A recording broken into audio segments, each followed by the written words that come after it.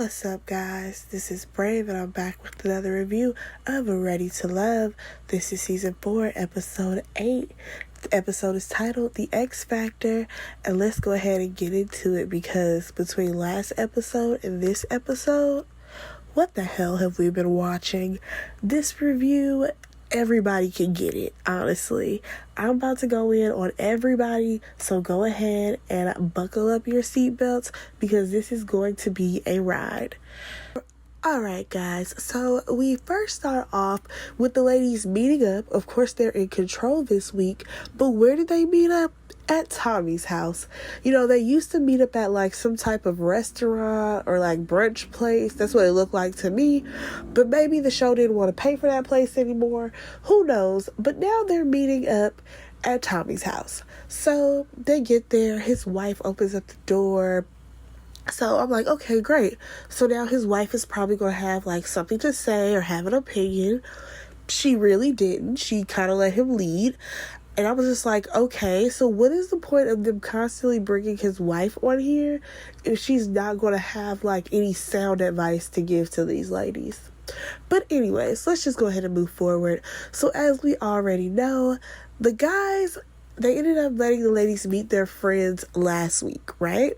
So this week, instead of the ladies bringing on their friends, oh no, you're going to meet the ladies' ex-boyfriends. And I'm just like, yeah, that's cool and all, but why is it that there's never an equal playing field when it comes to what the ladies have to do versus what the guys have to do? Like, the guys, it's always like, oh, let them see the real you. But for the ladies, it's always dig deeper. Find out what he's doing in his backyard. Like, they want you to really do all this work while the guys are kind of skating by. Like, her meeting his friends, a woman meeting a guy's friends is very different than you trying to bring your ex onto a TV show. Who knows how y'all really ended. Hopefully y'all ended on good terms. Like, I just feel like there's no balance when it comes to what the ladies have to do versus what the guys have to do. But nonetheless, the ladies are going to let the guys meet their ex-boyfriends so that the guys can basically be grilled by their ex-boyfriends, and maybe the exes can give some insight on these guys.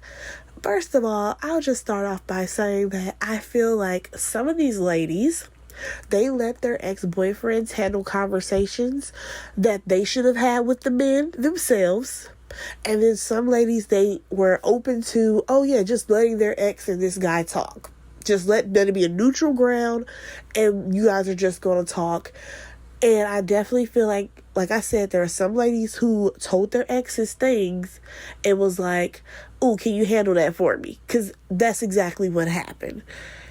Alright, so let's go ahead and get to this first date that happened. We have Vernicia. She's meeting up with her ex-boyfriend, David.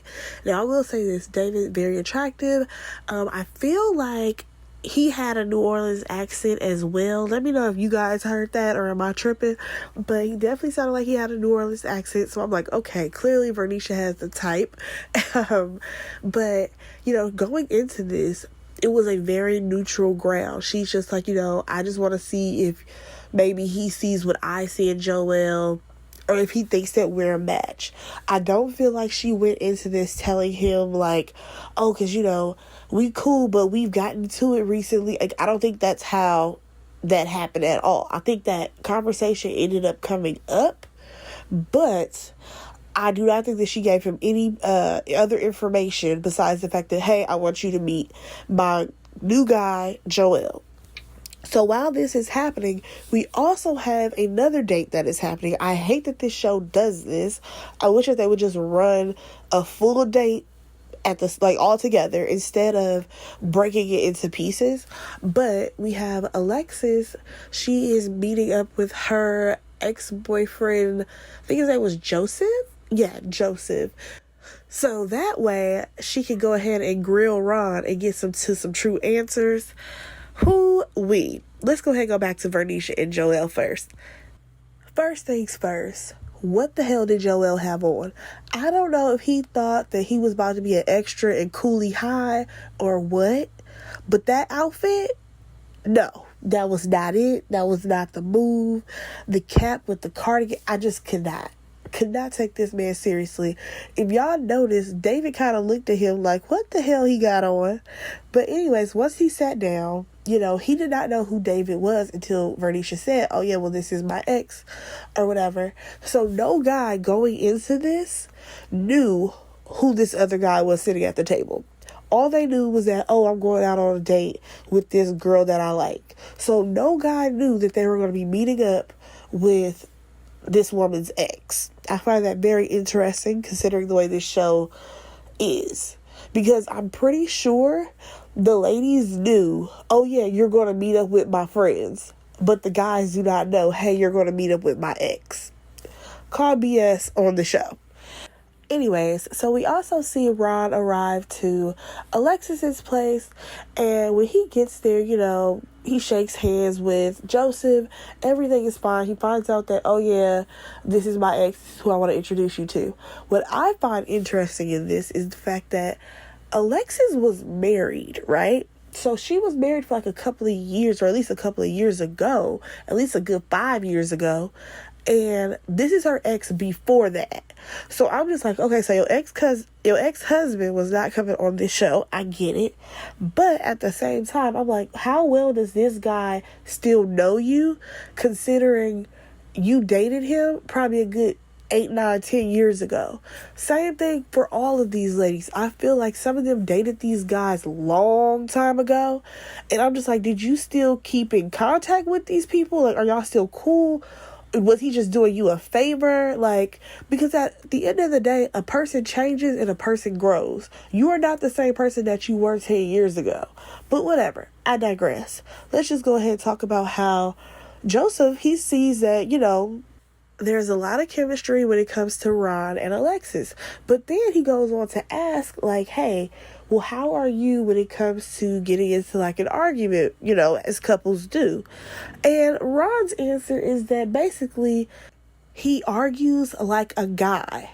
And I'm like, and what exactly does that mean? And he's like, yeah, because I argue logically. And when the guy, Joseph, was like, well, she still needs to know that you care. He's like, yeah, I don't know about that. And that further let me know that if you get into an argument with Ron, he's the type of dude that will be very cutthroat. He probably says things that he shouldn't say out loud, and he don't care. It sounds like if you get into an argument with Ron, he gonna say however he feel and cannot care about how you are feeling. But then when you want to come back to you later on and be like, oh no, baby, I didn't mean that. No, you meant that. What you said is what you meant. Watch men like Ron. Watch them. So after that, we end up jumping over to Joelle and Vernicia. And David is asking, are you the jealous type of guy? Because, when you go out, there's probably going to be men looking at Vernicia because, of course, she's very beautiful. And Joelle's like, no, I'm not that type of guy. Like, it's totally fine. She's super beautiful. But now I got to ask that real question. So Vernicia is kind of like that real question. She kind of taken aback. And he goes, yeah, is she clingy? And I'm like, here we go again with this clingy word. For some reason, ever since last week, Joel has had it in his mind because of that homegirl Shay that Vernicia is just about to be right on top of him everywhere that he goes. And I don't see that at all. Like I've said last week, you are on a TV show where you are actually seeing everybody who the guy you like is dating. Of course, if I'm interested in you, I'm about to be like, hold on, girlfriend, that's mine. Go find somebody else. That's like in our nature to do that. So the fact that he's talking about is she clingy? And then David is like, nah, she ain't clingy at all. Like, first of all, when does Vernicia have time to be clingy, y'all? We just heard from Vernicia when she was talking to Dietrich, when he was like, oh, what do you have time to do? And she was like, oh, I gotta go spend time with my girls. I gotta go to cheerleading practice. I gotta go do this. I gotta go run my business. First of all, when does she have time to go run behind Joelle all day? Please let me know. What time does Vernicia have to run behind Joelle's ass all day? She don't got the time. So the fact that he over here acting like this blows my mind. All right, so the show ends up jumping back over to Alexis, and Ron ends up asking Joseph, like, oh, are you, like, religious or whatever? And the guy's like, yeah. But he was really nonchalant, like, yeah, okay, whatever. And Ron goes on to be like, oh, yeah, because I can just see the religion dripping off of you. And I'm like, what? What does that even mean? That man, he ain't done nothing. He just sitting there. Like, he's not over here, like, forcing Bible scriptures down your throat or anything like that. Like, what are you talking about? So then, Alexis talks about how, when she met him, he wasn't really into church like that, but, like, she more so introduced him to going to church and, finding a place where he felt like he belonged, you know what I mean? Which, there's nothing wrong with that. But, as we all know, Ron is not a religious man. And here's the thing. This is not the first time that he has told Alexis that he is not a religious man. When they went to go play miniature golf, that right there should have been the red flag, baby. When you sat up there and you asked him about going to church or if he was religious or something like that, and he's like, no, I live my life like a rock star. He had already told you that he was not into God like that. So at this point, I'm just like, Alexis, you brought this on yourself because you were so busy trying to throw it in Chrysanthemum's face that you're his number one. Girl, you got to be number one by running behind who? Somebody who is not equally yoked to you. Because Ron, he ends up saying that, he left the church and he ain't been back since. According to him, he had a bad experience at the church. And I get it. You may have had a bad experience at whatever church you were at. That's fine and dandy. But I'm like, you can't come back to the church? You can't, try a different one? No? Okay, fine. Clearly, you and Alexis are not meant to be. So then we end up jumping back over to Vernicia and Joelle. And this is where I said, Vernicia, since he decided to throw that clingy word around, I see what you did here. Because after he, acted like finding out that she wasn't clingy was such a relief, she's like, oh, it's a relief that I'm not clingy, but here's the thing. Let me call you out a little bit because you lack communication skills. So she ends up telling David about a time when they were supposed to meet up, go get food or whatever, but he was busy doing something. So she tells Joelle, well, whenever you're done, just call me, let me know. So 3 hours passed and he did not call her. So when she finally reached out to him, because if I was making plans with somebody, it didn't matter if he was my man or if it was a friend or my mama. It doesn't matter. If I make plans with you and I don't hear from you like 3 hours later, of course I'm going to call you and I'm going to be concerned because, damn, something must have happened. Like, was it something like serious? Oh, no. His response, though, I just really gave Joelle a side eye because he's like, I could have been a better texter because I'm not really good at that. I should, keep in mind that, if I plan something for her, then, I should keep it in my mind. And I'm just like, no, sir, that's just called common courtesy. If you make plans with somebody, you need to let them know, hey, something came up. She cannot read your mind. Are you kidding me? But then again, I have to look at this from a different perspective, of Joelle's perspective. Because again, Joelle keeps slamming it into our brains and his that for some reason Vernicia was supposed to be so clingy. I feel like he read that as her giving him a call like, hey, what's up? Is there something wrong? Is there something going on? He read that as, oh, why she sweating me? Why she trying to figure this out? Like, no. You led her on for 3 hours because baby girl been over here starving herself talking because I'm about to go eat with my man, and you ain't even feed that girl. You literally went on to do whatever else and you got busy doing something else, but you didn't even let her know. I'm sorry. I'm telling y'all, this season, I thought we had so much potential, but literally every guy is terrible. All of them. Anyways. So their date pretty much wrapped up. I think that David was a great ex to bring on the show. He stayed neutral in that conversation because he's like, you guys did have a miscommunication. There was a better way that y'all could have handled that. He asked Joelle questions. I think that he was a great ex to bring on the show. And, I mean, honestly, Vernicia, you might want to get back with him. Because he looked like he got a little bit more sense than Joel do.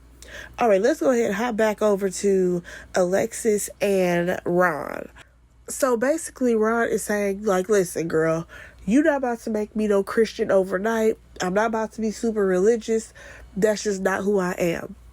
So Alexis is like, well, basically, if you're going to be with her, I'm going to have some type of influence on your life. And with me being a Christian, there will be some Christian values that will be a standard here if you're supposed to be equally yoked with her. I said, well, listen, baby, you're talking Christian talk right there, and he ain't following. Okay? He probably don't even know what equally yoked means. Because like he said, he don't believe in that. He literally said, she's the type of person that will pray and, put it in the air. But he's the type to go out and go get it. I said, let me tell you something. There have been times that people have been put in situations when the only thing that you can do is get down on your knees and pray about it. Because, baby, ain't no going to get all these things that you think you could go out there and get. Okay? With things that are sickness and disease, all you can do is drop down on your knees and pray. Because ain't no going out and getting it. Okay? There ain't no going out and getting it when you are someone who has cancer, when you get into a bad car accident. There are certain things and situations that happen. There is no going out and getting it. Because here's the thing. This is another thing about Ron. Ron is very materialistic. Because when you say going out and getting it, usually that's from a financial standpoint. That means that I'm going to go out and get this money. I'm about to go out and go get these things. But listen, there is a lot of things that can happen to you because nobody knows how their life is going to turn out. That there is no going out and getting it. All right, let me go ahead and move on because I'm sorry that really did irritate me. But let's just go ahead and move on to the next scene because this is where the ladies meet up.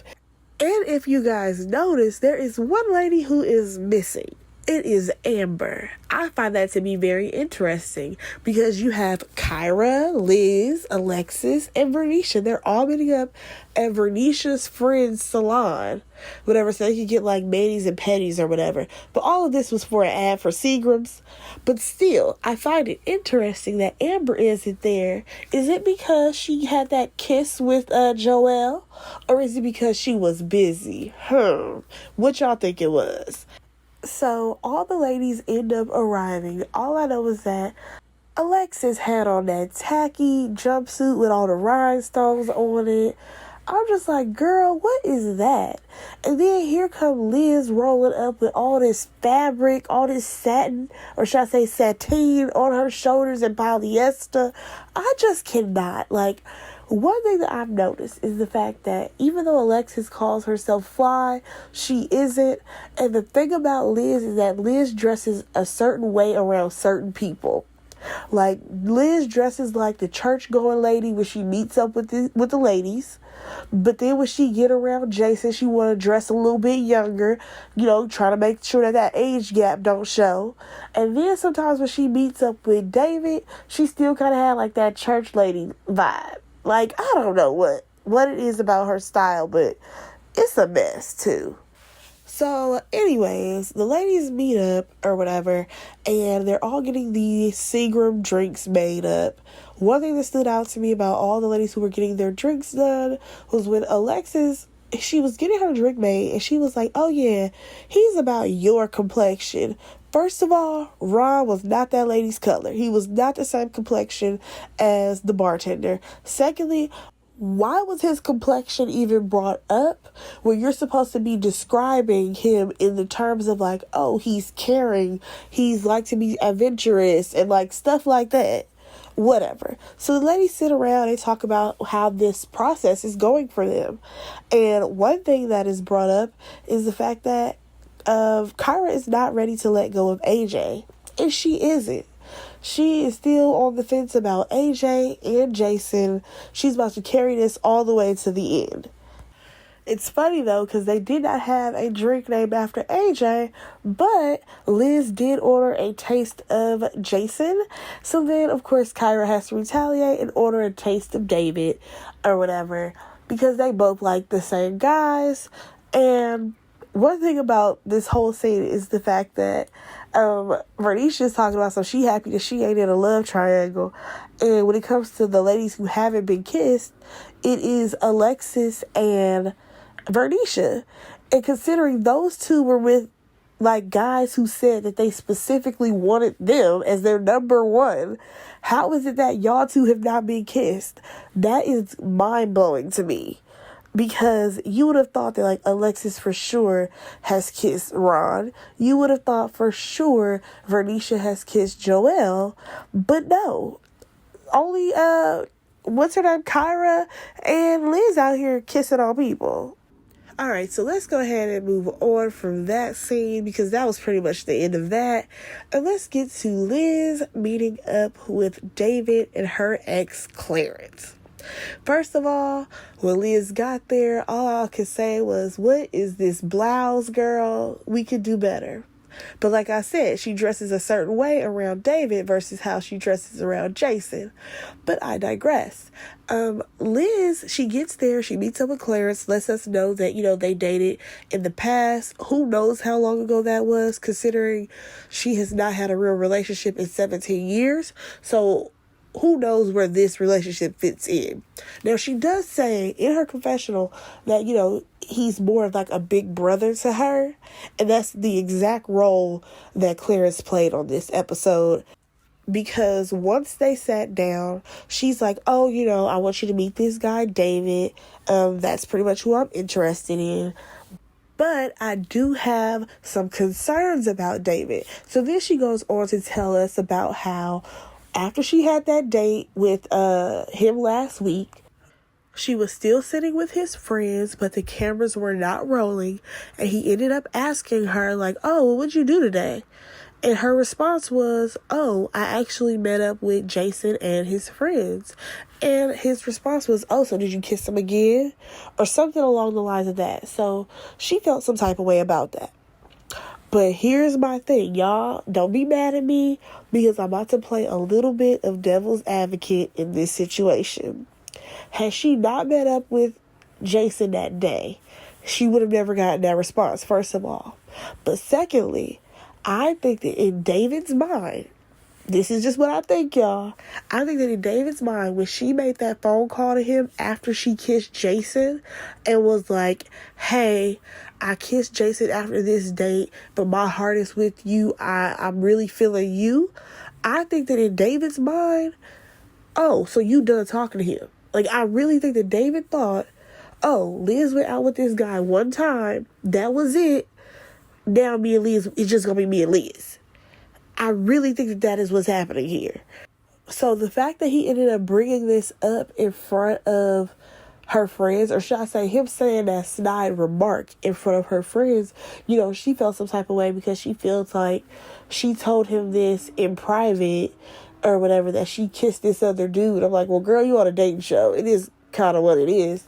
But, so her telling Clarence this, I said, okay, well, now you're doing the exact same thing, basically, that he did. Because the same way that you wanted to have a good impression on his friends, maybe he wanted to have a good impression on your ex. Who knows? But because you already told Clarence this information, Clarence came in like big brother, and he's like, no, I'm about to set this dude straight because he shouldn't have done that. So therefore, when David arrived, the energy wasn't cool to begin with. So there was no neutral ground. And guys, please do not get me wrong when it comes to David. David is terrible, and I'm definitely about to go in on him. But what I'm saying is that with Liz telling Clarence already what has happened, like, it didn't come up naturally how it did with Vernicia. With Vernicia, she literally let David and Joelle ask questions back and forth, and then once the opportunity was presented to her to bring up the incident, she brought it up, and then it was a natural conversation. This right here is, I'm about to ambush you, and I'm about to sick my big brother on you. That is how that is reading to me. And that's probably how it's reading to David in this situation. Because once, I think he said like, oh, like, it's a pleasure to meet you or something, the guy Clarence was just like, all right, so I need to get down to the bottom of some things. Like, he already knew some information. So therefore, when David, being the type of guy that he is, he already on the defense. We already know this. So at this point, this is where he's trying to, finagle a way for him to try to get control of the conversation. He asked, well, I'm trying to understand you guys' relationship. When's the last time you guys were like intimate or, kissed each other? First of all, we already know ain't no intimate happening with Liz, because baby girl's been celibate for a while now. Now, as far as when's the last time they may have kissed or something like that, I feel like their relationship probably goes back years and years ago. Like they said, it was so long ago, who even knows what decade that was in. Like, I don't feel like I never got the vibe that this was anything that was recent. And also the fact that they said that they only kissed like one time. I'm like, this how they went on one date and was like, all right, we gonna still be friends. This ain't for us. We still cool. That's what this feels like to me. And ever since, they've been really good friends. So for David to even ask this question, I'm just like, okay, here we go with your obsession with who Liz is kissing on. Because I don't think they've kissed yet either. But I'm just like so confused as to what his obsession with kissing is. Because at this point, I'm just like Liz made the point of, he brought it up about Jason. Now you're bringing it up with me and my ex. Like, you have a serious problem with this, but you're not saying that. They have a clear disconnect when it comes to communication.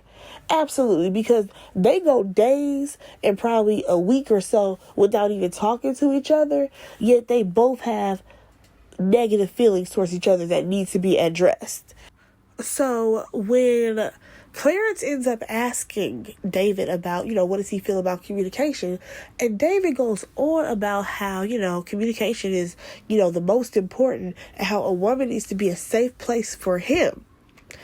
I said, here we go again. This is about the third time that David has said, oh yeah, because I want a woman to be a safe place for me to say whatever that I need to say. And here's my thing.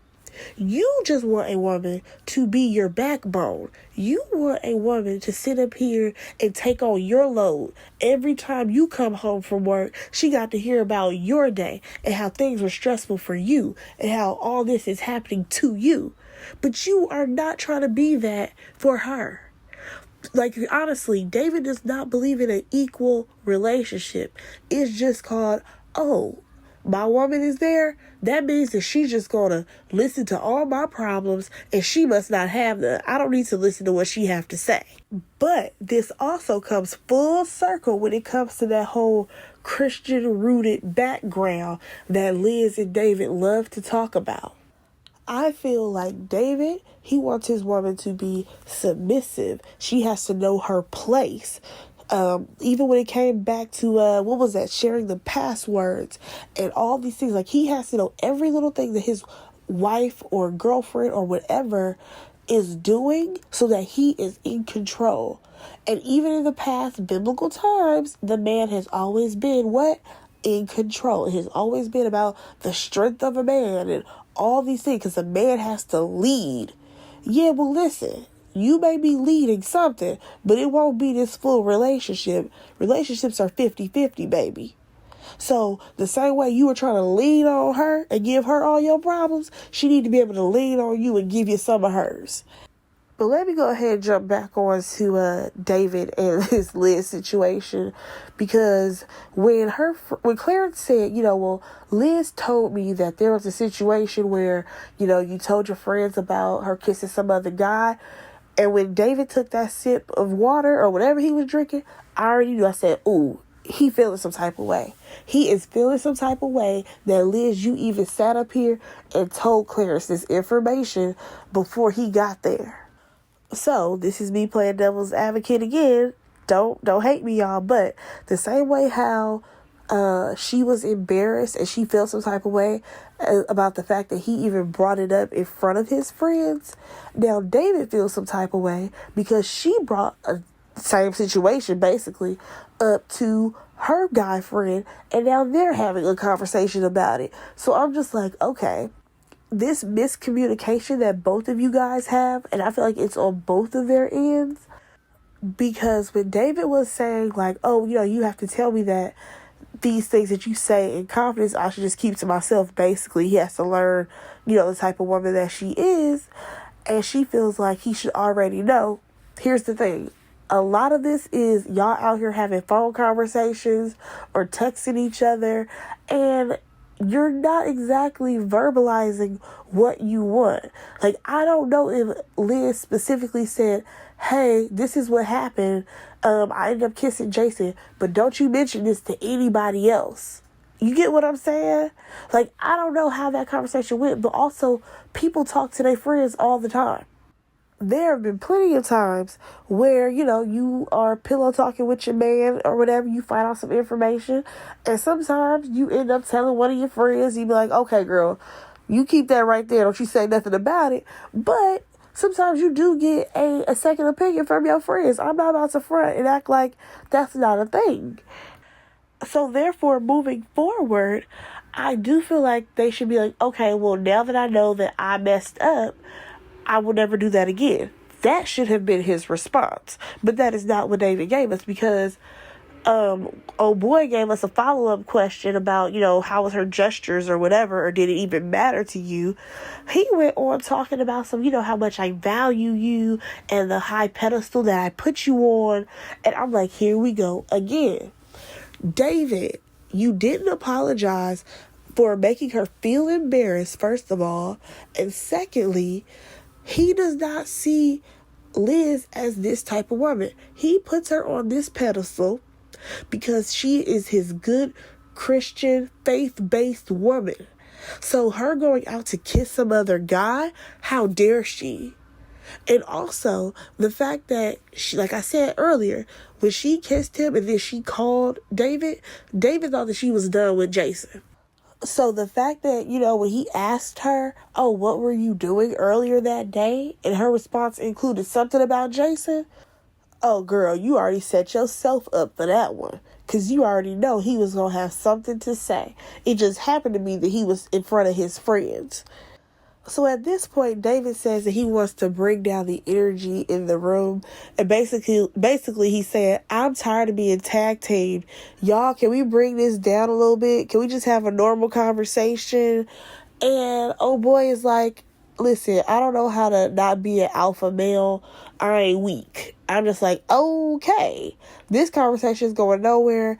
David ends up leaving, which I think that was definitely for the best, because there was nothing more that could have came out of that conversation. And when David was talking in his confessional, he mentioned that, what is this third party that you have joining in on this conversation when this is something that you could have just told me? Now, I will say this, considering those two probably did not talk to each other because they've mentioned it before, how they've gone days without talking to each other, I do wish that Liz would have called him up and been like, hey, I didn't like how you tried to bust me out in front of your friends. I don't appreciate that. That's embarrassing to me. I would have appreciated that if that would have happened, but that didn't. So the fact that his friend was here, to try to meet him and get some information, I feel like we definitely did get the information that we needed on David. It's just not what we thought we were going to get in the way that we thought we were going to get it. Because after this, I feel like we all have realized that David has this perception of what he thinks Liz is, and has this image that he's created in his mind that she's supposed to be this Christian woman who's only supposed to take on his problems. And honestly, he seems to be very possessive over Liz, and I just do not like that at all. Like, let this woman do what she has to do while she's in this process, because clearly there's something going on with him and Kyra, because I guess they must have gone on like a few dates or whatever. I was like, well, how are you and Kyra? I really wish that this show would have showed a lot more of the other dates that were happening with people who were not exactly coupled off, because there's clearly a lot of dating that's happening, but I would have loved to see how David is with other women besides Liz, because we've only seen him with Liz, really. Besides her, we saw him with old girl who got booted off, but we only saw one day. Like, I want to see what it is that Kyra sees in David. Like, I just want to see what that looks like. All right, so let's go ahead and move on to Kyra and Jason. So her ex, Timothy, he could not make it. He might have been from somewhere else, or, live somewhere else. And this was filmed during COVID, I believe. So, of course, he couldn't be there. So they're just going to, do a whole little Zoom FaceTime thing with this guy, right? You know what? They also showed us Amber and her ex Tony. But I think for these two, I want to keep these dates separate. So let me go ahead and start off with Kyra and Jason's first. So once they start this FaceTime conversation, her ex is like asking Jason how long he's been single and what he's really looking for. And Jason lets him know that he has been single for like a year and a half or so, and he's actually looking for a wife. So then Jason is able to ask him questions and is like, oh, well, how does she handle stressful situations? And Timothy ends up letting it be known that Kyra holds on to things. I said, oh, we know, because she still holds on to El Cheapo. Even though I don't know why she gave that man a second shot, but whatever. So then Jason ends up asking him, like, how is she financially? Like, is she financially stable? What's her situation? I find that to be a very interesting question for him to ask the ex. Because, first of all, they are not together. And secondly, I don't think that she expected for that to be a topic on the discussion table. But her ex answered and was like, she knows how much she got, but that don't mean she always make the best decisions, pretty much. And she pretty much doesn't know how to budget, and she doesn't know how to work towards a goal. And once he said that, I said, but you know what it is? I think it's because Kyra has probably always had to be an independent woman, and she has probably never had to build anything with a guy. She may have never gotten to that point in a relationship, so she don't know how to do that. And what I mean by that is, when you are actually like in a very serious relationship, and then you guys be like, okay, well, we're going to build together, we're going to save up for this, we're going to save up for a trip for that. I think that Kyra just does not know how to work in a partnership when it comes to being in a relationship and handling finances together. I think that she's used to probably being a single woman. I can do whatever I want. I know how much money I make. I know if I want to buy some bundles, I can buy some bundles. I know if I want to go on a trip, I can just go on a trip. It's my money. I can spend it however I want to. However, if you do get into a serious relationship and y'all trying to like build something together, sometimes you gotta pull back on I know how to do this, I can do it this way, and you have to follow somebody else's lead. And maybe you only need to put in, this amount of money, and, each month y'all are matching money. And she's probably the type that's like, well, we already got it. Let's just put all of it in, and then we just done. And Jason, he was like, well, I just wanted to know what type of woman she was. And she was the type to just go on a trip and then her bills ain't paid. And I was like, I don't see Kyra being that type. But I do see her buying things that are unnecessary just because she has money. All right, so let me go ahead and move back on to Chris and Amber. Like I said, they ended up meeting Tony. And from what I saw Tony, I was like, okay, she probably dated Tony back in the day before he came out, and then he ended up realizing he was gay, and that's probably what broke up their relationship. And I was pretty much right. So Chris gets there or whatever. He's like, oh, who's this? Come to find out, this is her ex. And he's like, all right, cool. So Tony ends up asking Chris, does he want a family? And Chris says, absolutely. He said, okay, well, how many kids you want? Chris says 5 kids, but I'll settle for 3. First of all, you are already in your mid-40s, sir. You need to make sure you can live as long as you can to be talking about some 5 kids, to be able to provide for 5 kids, first of all. Secondly, here comes daddy issues. Now, didn't Chris just say that his dad had 11 children and he didn't even claim him? Who knows how many he actually claimed?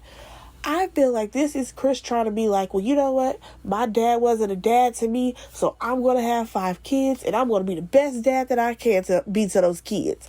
Sir, at this big age, I feel like you need to settle for 2. And that's at max, okay? And that's only because Amber is young.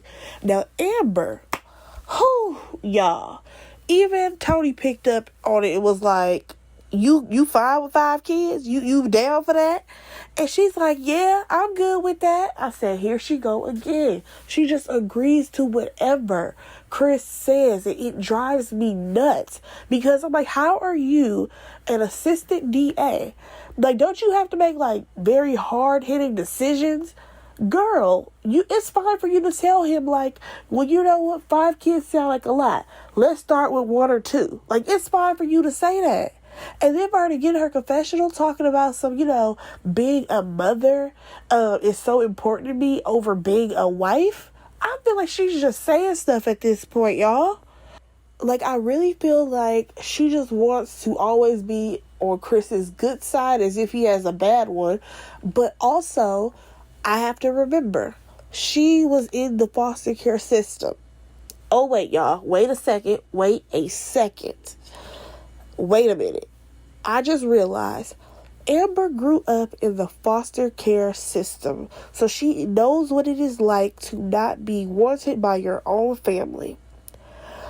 Okay, that actually changes the game. I feel like her valuing motherhood over being a wife makes a lot more sense now. I think that she also wants to prove that, you know what? I may have had to go through this, but I'm not going to, bring a child into this world and have them go through it as well. I'm going to be a great mother. I'm going to raise my kids. And I feel like her and Chris have something to prove as to when they have children. They have to prove it to themselves that I'm going to be better than the people who are supposed to raise me and who didn't. So now that I see it that way, yeah, I think that, maybe she's not just all talk and just agreeing with him in this situation. But in others, I give her a side eye. So at that point, Chris is like, what is going on with y'all vibe? Because it's kind of off.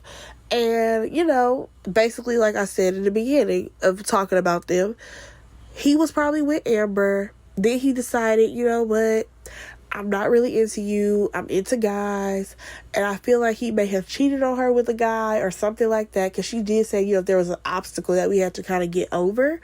I think that maybe this may have been the only ex that she felt comfortable enough to invite, even though they were not on the best terms. Like, I don't think that her and Tony have talked probably in who knows how long. But she's like, okay, well, if I have to bring an ex on the show, I guess the best one to bring is Tony. I mean, and even Tony said, she's changed a lot since we've dated. She's gained a lot of understanding. I feel like that has come with age because, again, she's only 31. And I do feel like there are some things that happen. There are certain ages and stages that you go through when you're in your 20s to when you're in your 30s that you be like, okay, I've grown a lot. So, I feel like their date went absolutely fine. Of course, Chris is like, this just makes me feel even more comfortable with her. And I'm just like, hey, Chris, what do you have to tell us? But, we're just going to let that ride. And that was pretty much that date. You guys, okay, that was all of the meet up with the ex situation. Here we go with this last date, right? And it's a double date. We already know who on this double date because these two act like they are attached at the hip when it comes to dating these women. And that is AJ and Jason. How many double dates have we seen with AJ and Jason? Because none of the other guys are out here doing these double dates. Only them. But anyways, we have AJ, he is taking out Alexis, random. And then we have Jason and Liz.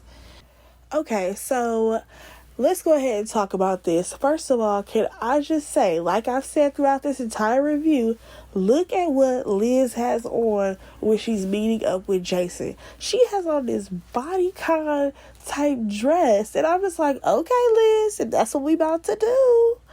I feel like she definitely presents herself in a different way when she's with Jason.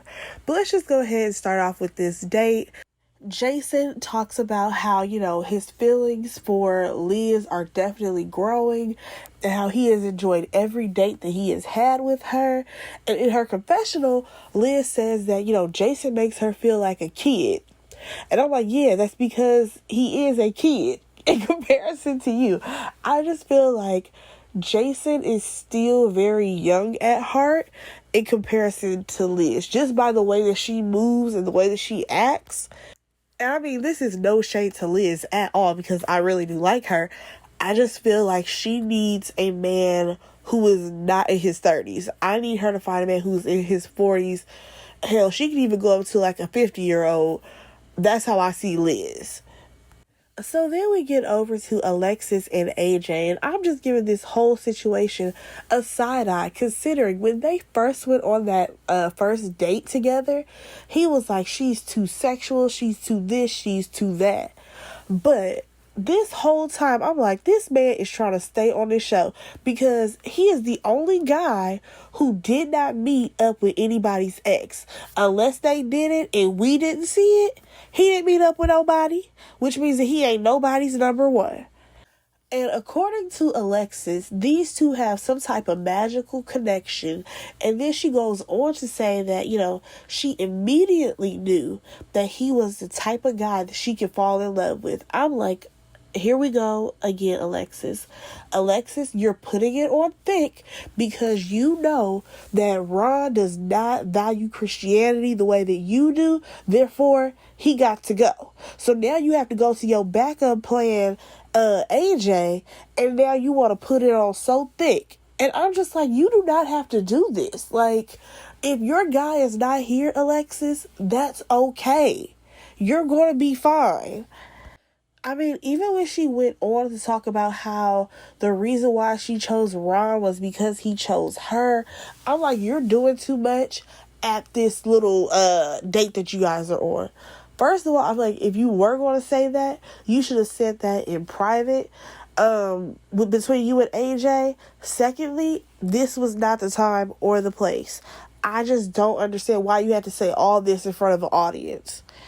But then let me go back on AJ real quick, because once she said, that Ron made a choice and he chose her, AJ's response is, oh, well, I haven't chosen anybody in this process. Nigga, we know. Because you out here, you have Kyra hanging on by a thread. You got Alexis hanging on by a thread. You're clearly nobody's number one. I don't understand why throughout this entire show, the guys never seem to make a decision. Like, we are already on episode 8. Either you want Alexis, you want Kyra, or the person that you want to be with ain't here. It is what it is. Just go ahead and choose, like, hey, I'm really feeling you. Or at least give this girl some types of heads up or a notice. I've been like, AJ, he just swoons you when he has to and leaves you when he don't need to be bothered with you.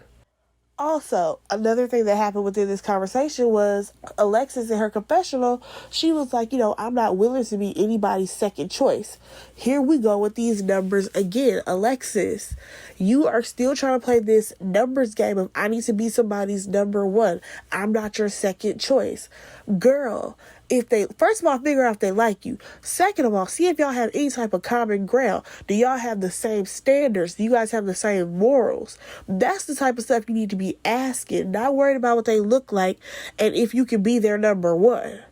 See, your priorities are all messed up to begin with because you need to be figuring out, AJ, do you go to church? How often do you go to church? Are you the type of person that only go on Easter Sunday and Mother's Day? Like, you need to ask those type of questions. And then for him to tell her, oh, well, can I shut you up real quick? Because she was going on about how she basically didn't need to be validated by him. I did not appreciate that, because I'm like, dude, you're the same guy who was saying she was so sexual. She was doing all this stuff. But, oh, when things get a little hot, you always try to get all touchy-feely. And now you over here giving her a kiss on the lips. Okay, AJ. And then it doesn't make the situation any better. You have the freaking peanut gallery, a.k.a. Liz and Jason. And Jason is over here acting like a little schoolgirl over there. Ooh, ooh. I'm just like, what am I watching? What am I watching, guys? So AJ ends up telling Alexis that, he's serious about his pursuit of her. We'll see on the next episode. Let's go ahead and move on. All right, so the ladies meet back up at Tommy's house, aka their new lounge. And I'm just like, well, y'all could have did that this entire season, but whatever. So we start off with going over the dates, of course. And, I forgot to mention, Tommy's wife is there too. But she didn't really serve a purpose. But anyways, we start with Vernicia. And, she talks about how Joelle asked if she was clingy and how her ex said no. And her ex said that, he seems like a good guy for you. All I can say is that Vernicia looks so pretty in this scene. I like that hairstyle on her. Her makeup was very fresh-faced. She looked really good. All right, now let's go ahead and move on to Alexis. So Alexis talks about how, she had to bring on a guy who she dated before she got married, and how, her and Ron have this whole religion thing that they're trying to figure out, because, of course, she's Christian. He is not. And she brings up the fact that he was like, she may go over there and go pray about it. And I'm about to go out and I'm about to be about it. I'm about to go get it, or whatever he was saying. And that definitely struck a nerve with her. It definitely irritated her. And I don't think she expected him to be so dismissive and condescending of her religion. I mean, I just feel like when it comes to this whole Alexis and Ron situation, considering she has talked about how, she needs her man of faith and a man who leads and all this stuff. I'm like, girl, that should have been your first questions when you met this guy, because he is so different from you in this arena that it would never work. Like, for her to say that this right here is a non-negotiable, I'm trying to figure out, how did she figure that this would ever work? How did you get this far with Ron? Because at any given point, you could have stopped and said, you know what? We don't exactly match up. But you were so busy trying to be number one that this is where it got you, girl. You got this far into the competition, and this ain't the man you need or want. And next thing you know, you guys, Alexis was crying. I said, you know what? I can't. I just can't with this. Let's go ahead and move on to Liz, because she has to, of course, talk about David's terrible self. So Liz starts off talking about how Clarence came and he acted like a big brother. He definitely did. She talks about how David, he brought up the kiss with Jason to his friends, and one thing that she said that I really liked is that she did not have to tell him, which I wish that she wouldn't have. I really wish that all of these ladies would go into this process and be like, I am a single woman until I make it to the end, and we decide that we are ready to love and we are ready to have a relationship. Because I don't feel like Liz should have told what's his man's name? David, about this kiss with Jason. I also didn't feel like Amber needed to feel bad about her kiss with Joelle. Because I'm like, girl, first of all, it was a kiss on the cheek. And secondly, you are not Chris's girlfriend. All of y'all are dating each other. It's okay. So when Tommy asked the question of, if you guys were going home today, who would you choose? Same thing that he asked the guys last week. You have Kyra, of course, she's going to say Jason. AJ's not on her mind. So then we have Liz go next, and she says Jason. So now, of course, Kyra's kind of giving the side eye to Liz because she's coming for her guy. Amber, of course, says that she is going to leave with Chris. Did I say Vernicia? Of course, she says Joelle. And then when it comes to Alexis, she doesn't have an answer. I said, listen, girl, the best thing that you could have done in that moment was to be like, you know what? I choose myself. I'm going to go home with myself. Because the guy for me ain't here. Because I'm sorry, I do not see it for her and AJ. I do not. Like, she needs to go see, hey, how are you with children? Because I have one. Like, that's what she needs to be doing if she gonna try to make it work with AJ. Because she definitely brought up the double date that she went on with Liz and Jason and AJ. And when she brought up the fact that she ended up kissing AJ, Kyra over there taking her drink straight to the head because that was her second choice. So now she has her radar up on Liz and on Alexis. But here's the thing. I just feel like Alexis has not learned anything. She is doing the same thing to Kyra that she just did to Chrysanthemum. So where she gets in this room, she makes sure everything sounds like it's so magical with these guys, even though she hardly knows what they really want or if they want her. All right, so let's go ahead and wrap this up. I cannot believe that I have been talking for almost an hour. So, Alexis ends up meeting up with Ron. And first of all, this meeting was absolute trash. Because Ron, I feel like he went into this knowing that he was about to go home. First of all. And the reason why I feel like he felt that way because of the way that he was speaking to Alexis. I said, oh, wait a minute, because you have a whole nother side of you, brother. And also, I just want to point out the fact that he is a mouth breather, and I don't like that. Just thought I would point that out. But back to this, I do feel like Alexis was very smart with her choice of words. I think that she definitely thought this conversation out in her head before she went into this because she brought up specific moments when Ron, made her feel some type of way. Like when he said, oh boy was like dripping in religion or whatever.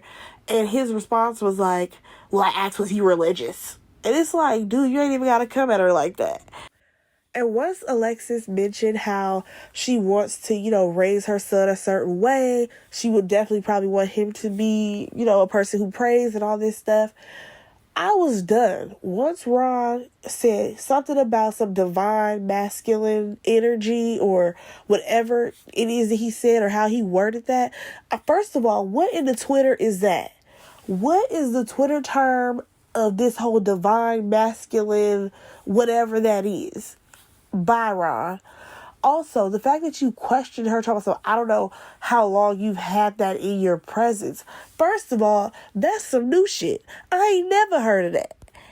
Like, I was just so done with him after that. And I feel like he was done with her within that conversation because he didn't seem like he had no type of interest in Alexis and he knew that he was going home. Let me go ahead and talk about the flip side over here, which was Liz and David. So, if y'all notice what Liz have on, she out here with a full-on turtleneck. She is Christianed up with her outfit. I'm sorry I keep bringing this up, but I just find it to be funny. So, anyways, she's meeting up with David. David looked like he just rolled out of bed and threw his jean jacket on and showed up. He's like happy to see her, but she mentions as well as him that they had not spoken to each other since that meeting with Clarence. And I was like, you know what? This is not going to go well. Just for the simple fact that y'all never addressed that situation. Yeah, this going to be real bad. All right, so Liz ends up starting the conversation. And before she can really get started into whatever she was trying to say, he grabs her hand and he's like, can I lead this? Can I just say something? I want to say something. I want to say something, or whatever. Here's my thing, you guys. I think that David may have been trying to apologize for all that mess that occurred. That's just what I'm hoping that that's what he wanted to lead with. But I just did not like the way this escalated, him standing up over her and then her standing up as well. Like, I just did not like where this whole situation was going at all. But let me go ahead and jump back to Alexis and Ron real quick, because in their conversation, she talks about how, she was happy that he chose her and therefore she chose him. And his response was, oh, well, see, I don't like that because it seemed like you needed some type of validation.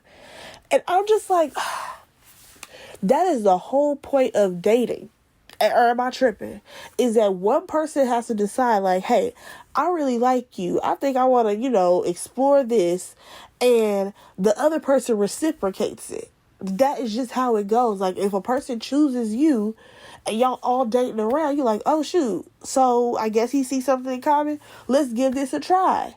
Like, I'm so confused as to how he tried to flip that on her.